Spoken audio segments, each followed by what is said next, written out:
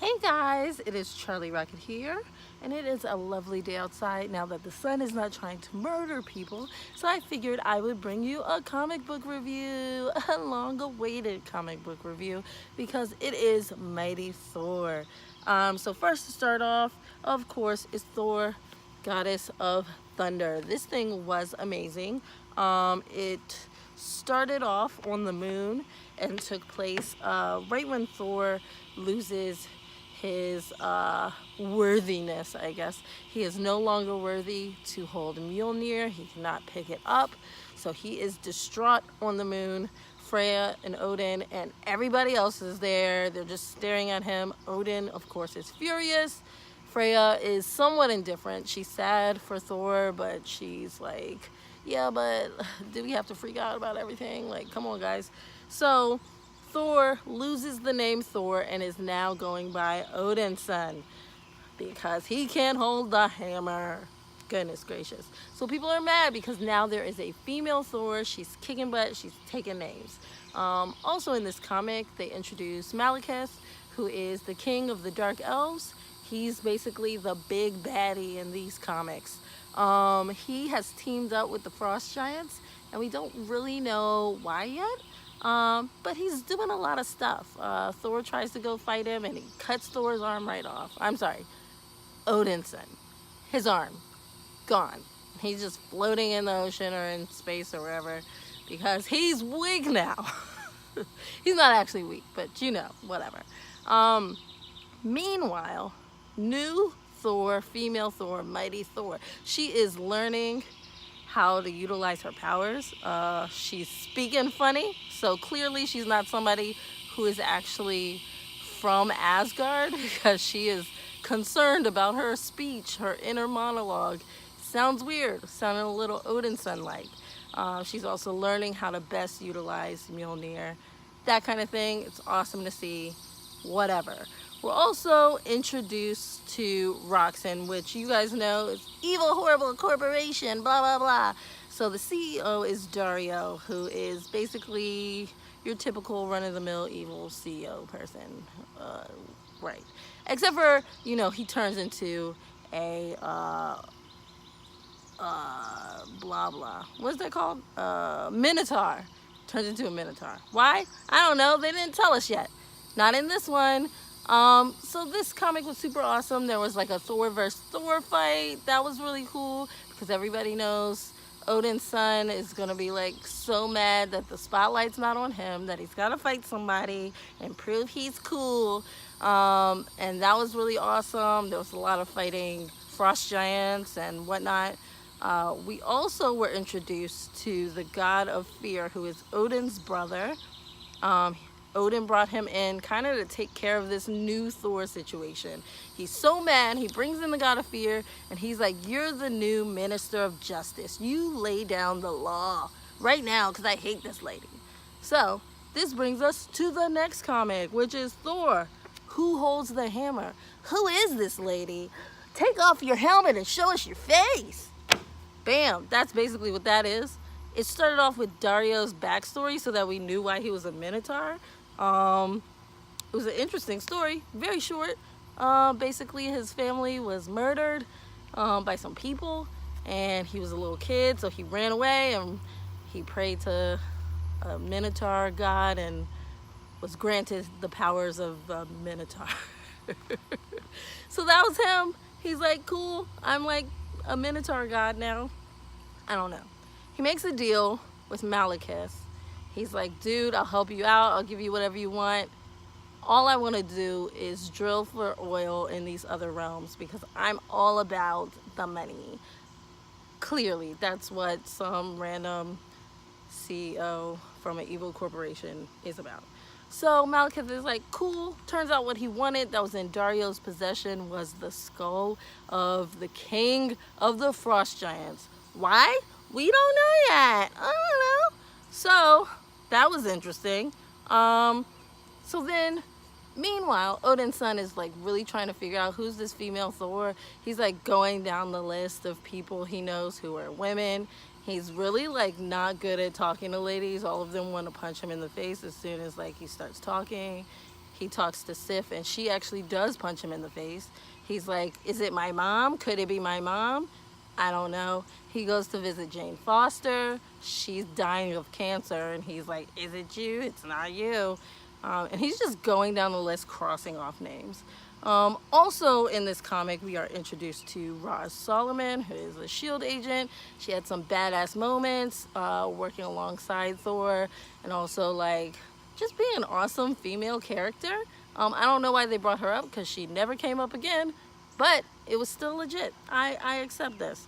So basically, the God of Fear has sent the Destroyer down. Y'all know the Destroyer, like, whatever. Sent the Destroyer down to take care of this new Thor.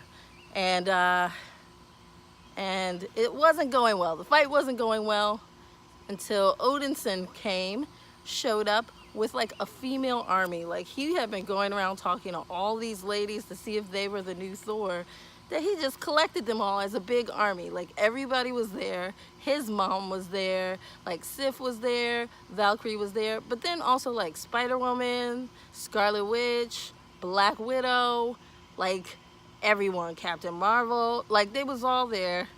I don't know. He knew all of them. So they all came to help fight the Destroyer. Sorry, I'm like itching because there's bugs out here, and I'm also allergic to grass and trees. But anyways, they came out to fight the Destroyer, and like, it was a badass fight, but they're gonna fight. They're not gonna do nothing to the Destroyer. Like, seriously. Anywho, so in the final moments, the Destroyer is like choking Freya, like choking Odinson's mom. And she's like, oh, is this your justice, Odin? Is this Odin's will? And so Odin was like, shit, I mean, don't call me out like that. So he told the God of Fear, he was like, look, Cole, just stop. Just call it back. We're done. No more choking my wife out. So they called off the Destroyer, and this started like a whole thing between Freya and Odin. They was like on bad terms. They're on opposite sides of this whole thing. Freya's like, girl power. Odin's like, no, this is blasphemy. So at the very end of Who Holds the Hammer, she's like, I'm pulling off this helmet. And as she pulls it off, should I tell y'all who it is? Spoiler alert. I'm gonna say spoiler alert right now, because I'm gonna tell you who it is. Because who am I if I'm not loyal to my fans? She pulls it off, and bam, it's Jane Foster being sickly and dying of cancer. So I guess when she pulls the helmet off, when she stops messing with Mjolnir, then she is back to cancer ridden, which sucks. I love Jane. A lot of people don't. I don't know why. I love her.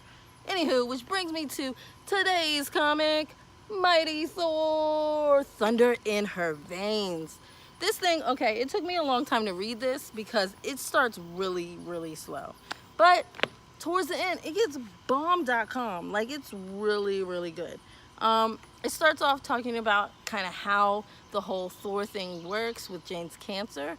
Like, she's going through cancer treatments and she's slowly dying, but when she becomes Thor, she doesn't feel the cancer. She's no longer dying. She's just like feeling powerful and good, and she's able to fight the way, you know, Odinson fights. You know, she's bomb.com, but she can't stay that way all the time. It starts to fade. She can't just be holding Mjolnir for the rest of her life. That kind of thing. Also, we learn that Jane Foster, if you didn't know already, is in the Congress of Worlds. She represents Midgard in the Congress of Worlds, and she speaks out for us on Earth. As Jane Foster, not as Thor. As Jane Foster, she is speaking for us. So anywho, what's up with that frost giant skull? Well, the skull was the king of the frost giants, who we know is Loki's real biological father. So the plan was for Malekith to resurrect the frost giant king, and the frost giants were helping him so that their king could return. So he resurrects this king, and Loki joins forces with them kind of to be a part of that. He wants to have a relationship with his real father for some reason. So he is on board. The Frost Giant King, once he's resurrected, is like, you're disgusting. You're not a part of my family. You're not my son. Gross. Like, get out my face. You are an abomination. So he decides to test Loki to allow him to be a part of his family. But the test was a setup. He set him up. He had to go against like the strongest frost giants there were. And Loki kicked butt. He didn't even fight. He kicked butt just in the way he spoke. They killed each other. Which I'm not going to explain any further because that's what happened. But if you really want to see it, you can pick up this comic and find out about it. But in the meantime, the other things that were going on, Heimdall and Freya both get arrested because they went against Odin. Freya's constantly speaking out against Odin. She's all about this new female Thor. He's like, forget it. You're going in a cell. Heimdall protects Thor from the god of fear, and because of that, it is treason. He's sent to a cell as well. And he sends female Thor off to the realm of the Light Elves because they are in trouble. There is currently a giant war between the Light Elves and the Dark Elves. The Dark Elves are just slaughtering them. It's ridiculous. Malekith is taking over realms one by one by one. So Thor goes to protect him. The Light Elves. She goes to protect them. Loki's there. He's like, hey girl, let's team up. I'm cool, you're cool, I just want to be friends. She's like, there's no way. Loki doesn't know that underneath all that is Jane Foster. She already hates you and she's not about to team up. She knows about your tricks.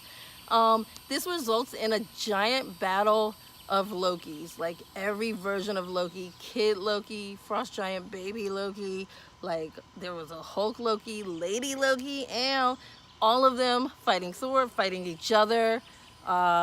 Just a whole kind of awesome dynamic fighting Lokis. And then Thor was like, look, I've had enough. I'm going to squash the real Loki. Bam. Drops Mjolnir on a snake. The snake was Loki. He was like, you got me. And he was like, but this was just a distraction. Meanwhile, she looks up. All these bombs with rocks in on the side. Just like falling to destroy the whole planet with the Light Elves. So she goes up, she uses all her thunder, all of her power to destroy all the bombs. She gets knocked out. Then she, of course, wakes up because she's Thor, whatever. So the queen of the Light Elves is like, I've had enough of all this. We're about to all die. Let me just talk to Malekith. It'll be fine. She pulls him aside in the castle, and she has her mages with her to protect her. And she says, what's all this about? How can we end this? And he says, if you marry me, then we can end this. We can join the Light and the Dark Elves together. And she's like, out of the question. Mages, take care of this. Get him out of here. Turns out the mages were all murdered, and they were all illusions created by Enchantress. Walk in, Enchantress. Get into it. I was so excited. So Enchantress is also helping Malekith, which is insane. So because of that, she gets backed into a corner and agrees to marry Malekith. Thor is like, I can't allow this. This is clearly ridiculous. And he was like, I don't know how you have time to even think about this when Freya's in trouble. And she was like, what do you mean she's in trouble? So Thor grabs up Loki, goes back to Asgard to see what's up with Freya.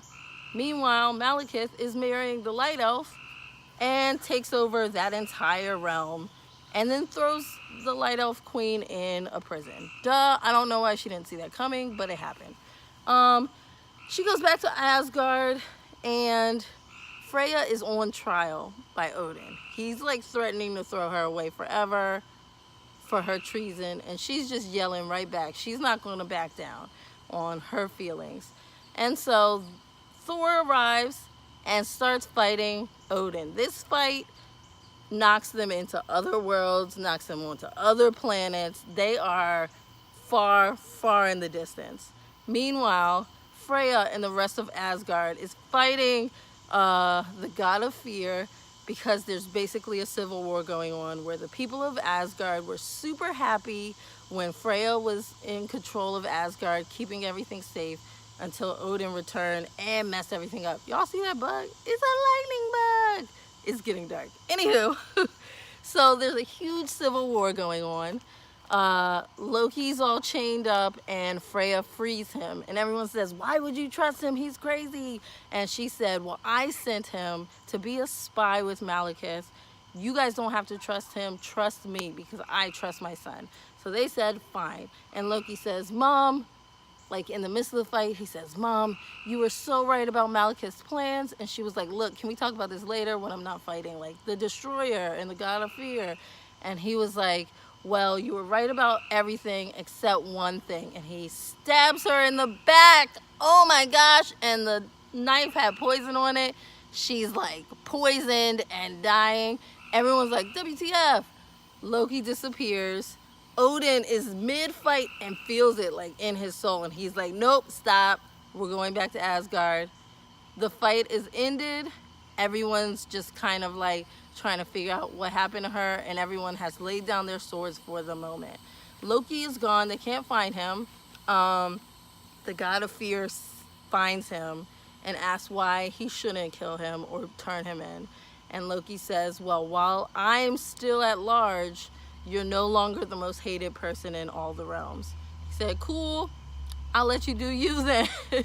Have fun. I'm in charge over in Asgard still for some reason. And Loki escapes. He goes back to his frost giant dad, who is super pleased with his work, and saying, tell me again how Freya screamed when you stabbed her. And Loki's feeling bad about it, but he's developing that relationship with his dad that he wanted, which is so ridiculous. Meanwhile, it also shows Thor on a different planet as a prisoner, screaming in agony, calling for his mother, and he can't escape. And it also shows Stormbreaker in the distance, which I was super hype about. They didn't explain anything, but that's what's going on. So that comic was really awesome. It's a whole lot going on, but I'm super excited to see what happens next. I have the Mighty Thor Lords of Midgard right here, so that's what's happening next. But yeah, Thunder in Her Veins started really slow, but then it was full of like awesome battles, a lot of twists. They said that Freya's not dead, but she's in critical condition, so Loki was happy to know she was not dead. And the God of Fear even mentioned, like, either you're really bad with poison or you're really good with poison, and you didn't want her to die. So it shows that, you know, clearly Loki has that soft spot for his mom, but he also wanted to develop that trust and relationship with his biological dad. And that was the only way he could do it, and so he took that. So I guess we will see what happens next, but I hope you guys enjoyed this review. I loved all of this.